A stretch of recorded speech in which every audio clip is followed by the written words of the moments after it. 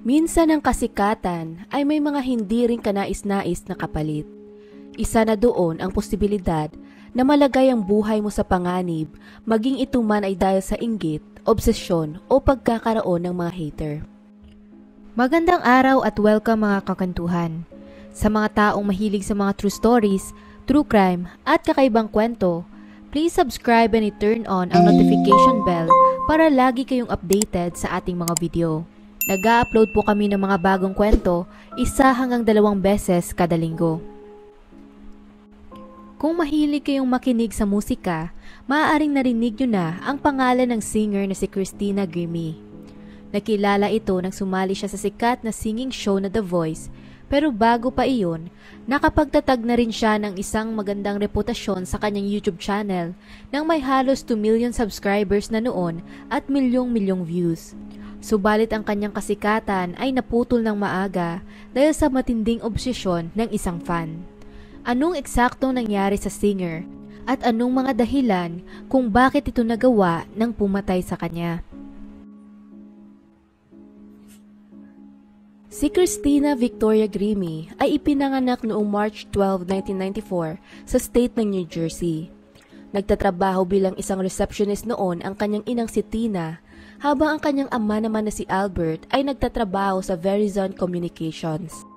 Kasama ng kapatid niyang si Marcus, lumaki ang dalawa sa bayan ng Malton sa loob ng ilang taon. Naging sobrang malapit ang dalawa dahil naging sandalan na nila ang bawat isa, lalo na nang may kinaharap na mga pagsubok ang kanilang pamilya. Nang 1 taong gulang pa lamang si Christina, na-diagnose ang kanyang ina na may breast cancer. Gayunpaman, nagawa niyang malampasan ito ng 2 beses. Unang naging nasa remission ang kanyang cancer noong taong 1995 at muli noong taong 1998. Mahirap man ang pagsubok na ito para sa pamilya, naging isang dahilan naman iyon upang pahalagahan pa nila ang buhay at oras na kasama ang bawat isa. Namuhay sila ng may pasasalamat sa bawat araw na dumarating at minahal pa nila ng lubos ang isa't isa. Dahil doon, naging mag-best friend din ang magkapatid. Sa kanyang murang edad, nakitaan na ng talento sa musika si Christina at isang bagay iyon na napansin ng kanyang ama nang siya ay 6 na taong gulang pa lamang. Sa edad na 10, tumutugtog na ito ng piano, dagdag pa sa hilig niya sa pagkanta. Nag-aral si Christina sa Bethel Baptist Christian School at doon mas lalo pa niyang nahasa ang kanyang passion sa pagkanta at musika. Ikinatuwa naman ito ng kanyang mga magulang at binigyan nila ng buong pagsuporta ang anak. Naniniwala pa nga sila na may potensyal itong sumikat at makilala sa buong mundo. Kalaunan, nakahiligan na rin ni Christina ang mag-record ng video habang kumakanta, kung saan ibinabahagi niya ang mga iyon sa kanilang pamilya at mga kaibigan. Doon na din nagsimulang i-encourage ng mga ito na i-upload ang video sa YouTube dahil yun daw ang isa sa pinakamadaling paraan para makilala pa ng ibang tao. Pinakinggan niya ang kanilang payo at noong July 17, 2009, in-upload niya ang kanyang unang video na kumakanta ng Don't Wanna Be Torn ni Hannah Montana.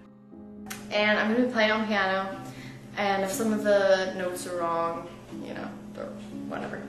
I'm playing it for I guess a week now. Hope you like it.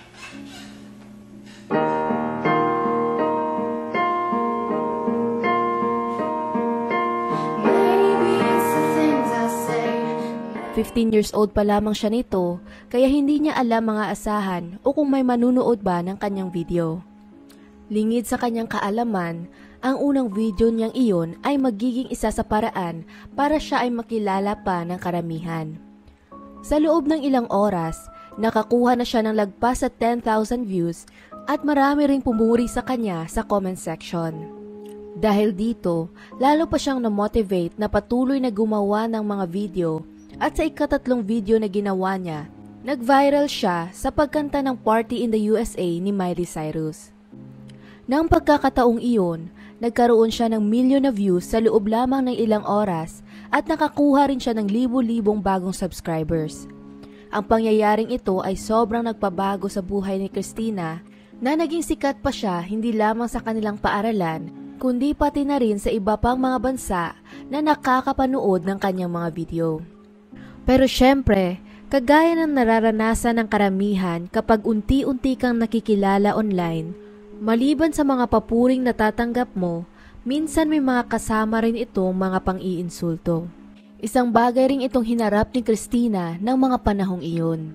Habang siya ay minamahal ng kanyang masugid na mga taga-suporta, ang iba naman ay pinagtawanan ng kanyang boses, hitsura at maging ang kanyang pagsikat, nagsasabing siniswerte lamang ito. Nang puntong iyon, upang maiwasan ang pambubuli, nagpasya na lamang itong tumigil sa pagpasok sa paaralan at mag-homeschool na lamang. Sa ganoong paraan din, mas nakapag-focus siya sa musika at pagkanta. Sa pagdaan ng panahon, patuloy pang dumami ang kanyang mga subscribers at views dahil sa kanyang pagiging passionate sa paggawa ng video.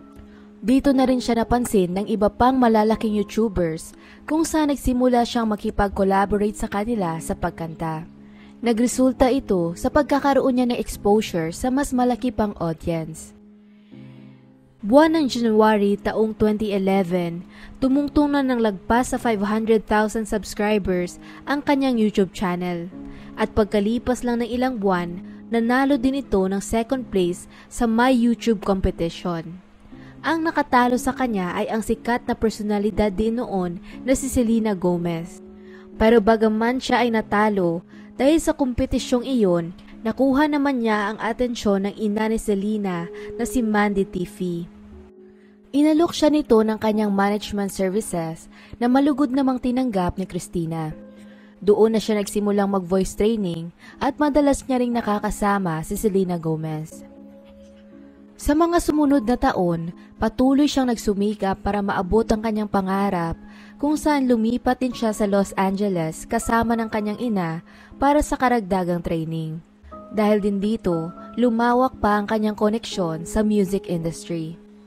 Kalauna, nagbunga ang kanyang mga pagsisikap nang pagkalipas lang ng ilang taon, naging presenter siya ng bagong web show ng Disney na Power Up, nakapag-release ng isang full album at nakapag-perform sa iilang tours. Maliban pa doon, sumali din ito sa kilalang kompetisyon na The Voice, umabot ng 2 million subscribers sa kanyang YouTube channel, nakakuha ng kontrata sa isang record label at marami pang iba. Kaya masasabi mo na ang kanyang karera ay sadyang papunta sa isang magandang kinabukasan. Habang lumalago ang kanyang career, dumami rin ang mga oportunidad na dumating sa kanya na noong June 10, 2016, pumayag siyang mag-perform kasama ng isang American pop rock band na Before You Exit. Gaganapin ang event sa Plaza Live na isang lumang theater sa Orlando, Florida.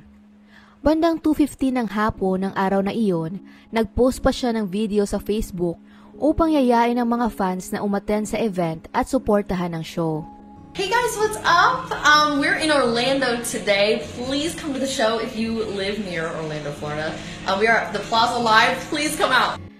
Nakapag-perform na ito kasama ng Before You Exit ng huling gabi lang, gayon din sa show nila sa Toronto, New York at iba pa.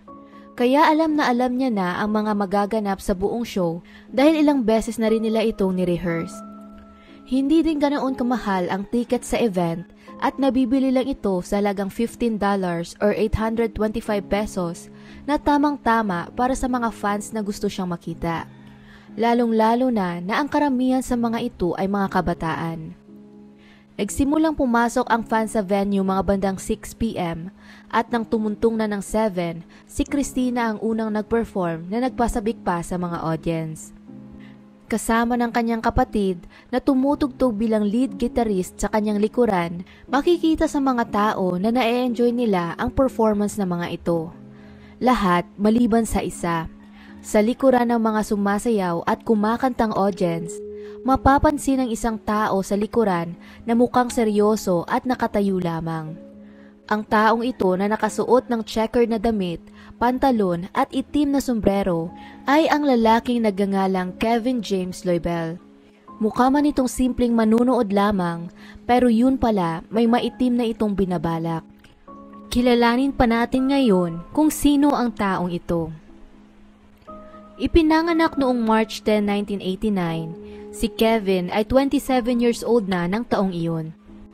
Pinalaki siya ng kanyang mga magulang na si Nora at Paul sa bayan ng St. Petersburg, Florida, kung saan doon na rin siya nagkaisip.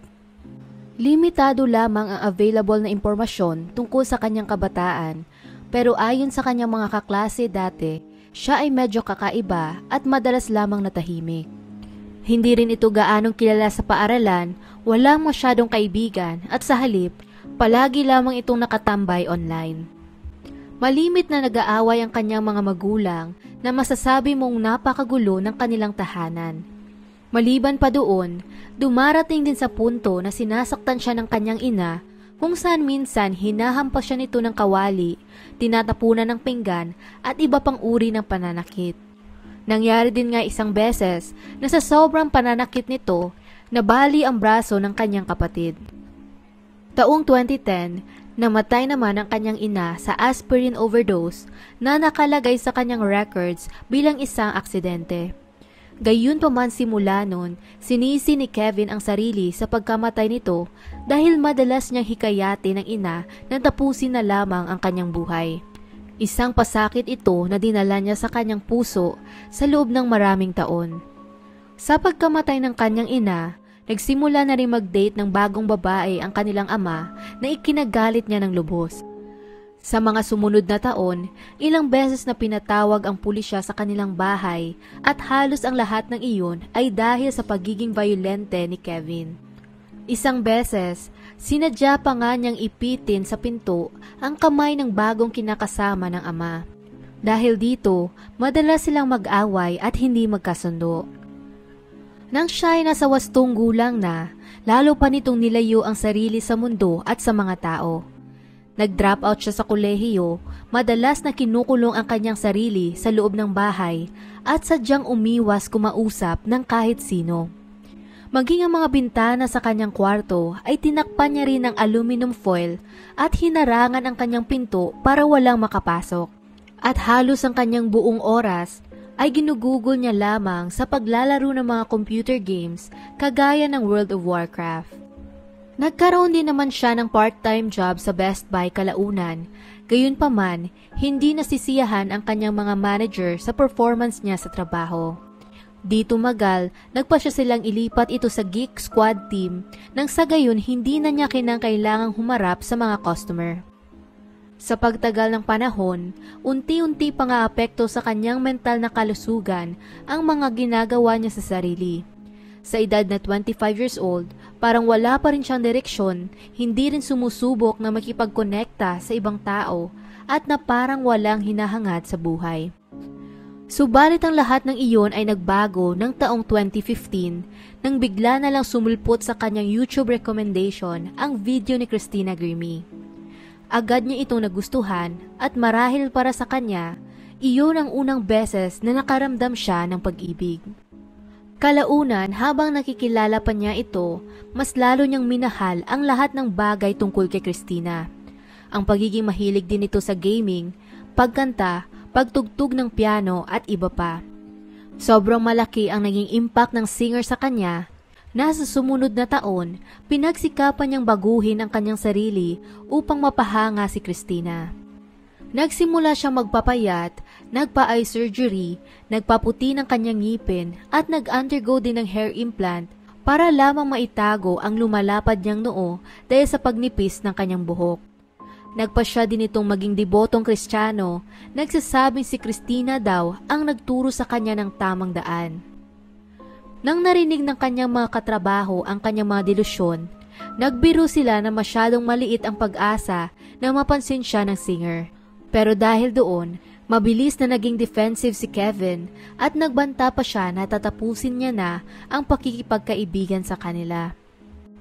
April 2016, isa sa mga natatanging kaibigan ni Kevin ay napansin na ang lumalalang obsesyon nito sa singer. Ngunit nang humingi siya ng payo sa kanilang manager kung may pwede ba siyang gawin, sumagot lang ito na wala.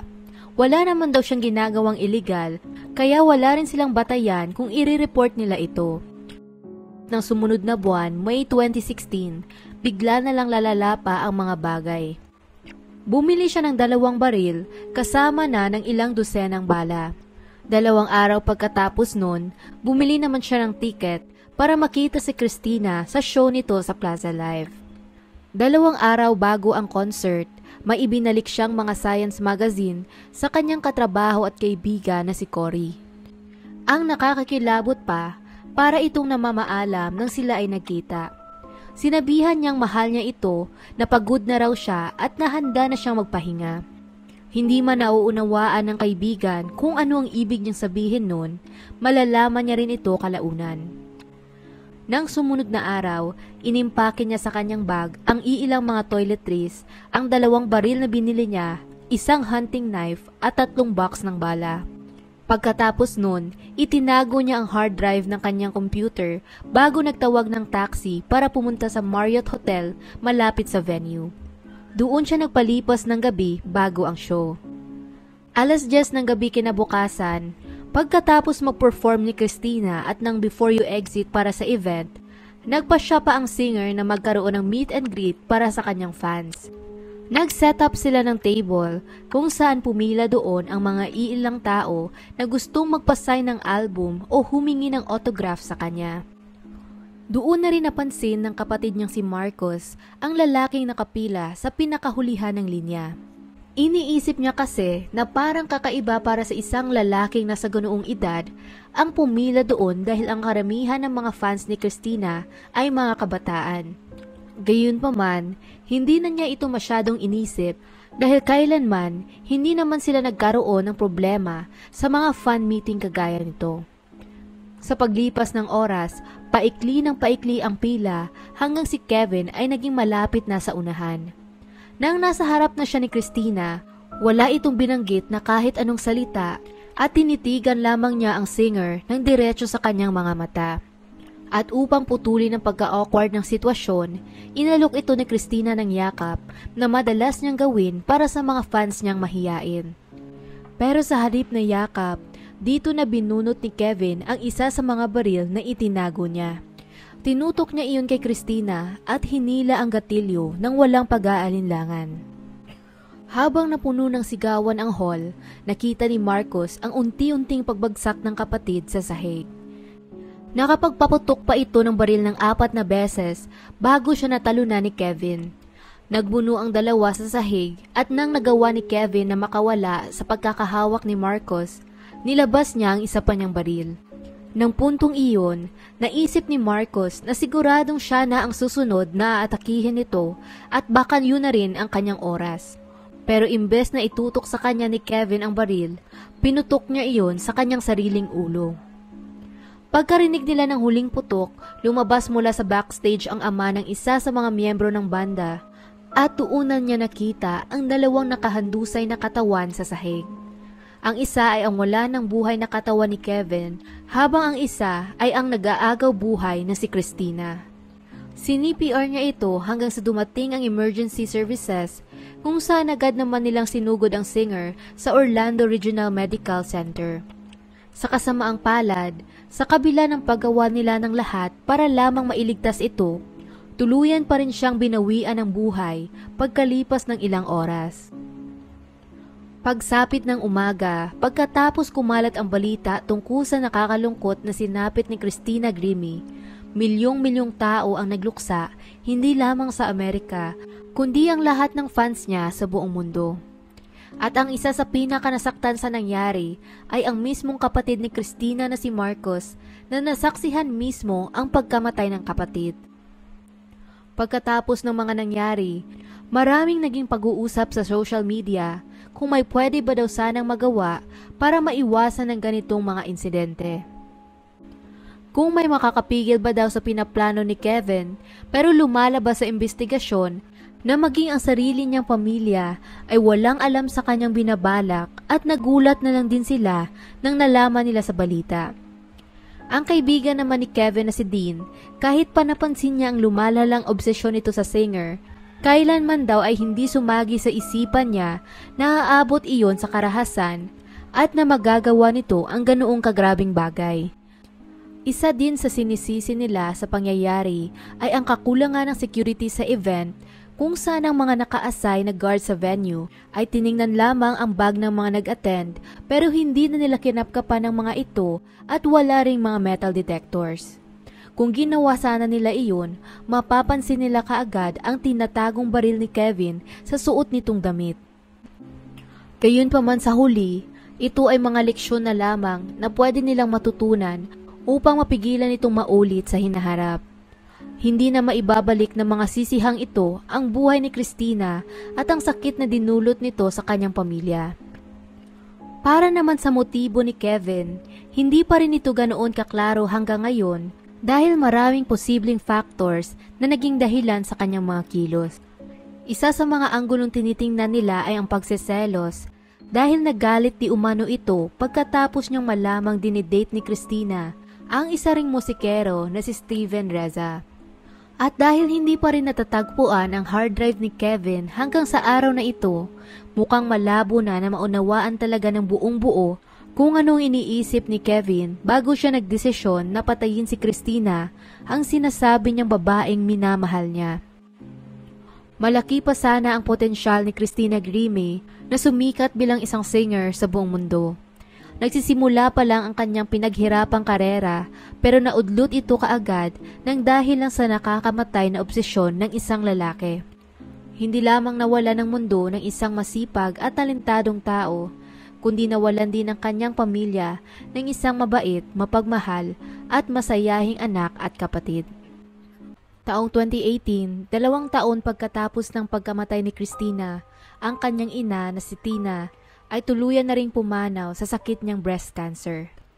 Ang kanyang ama naman at ang kapatid na si Marcus ay patuloy pa rin na pinapatakbo ang itinatag nilang foundation para kay Christina upang ipagpatuloy ang naiwan nitong legasiya. At hanggang dito na lang ang kwento natin para sa ngayon. Anong masasabi ninyo sa kasong ito? Kung nagustuhan nyo ang video na ito, maaari mo i-check ang ating channel para sa iba pang mga kwento. Muli, salamat sa inyong pakikinig at hanggang sa susunod mga kakwentuhan.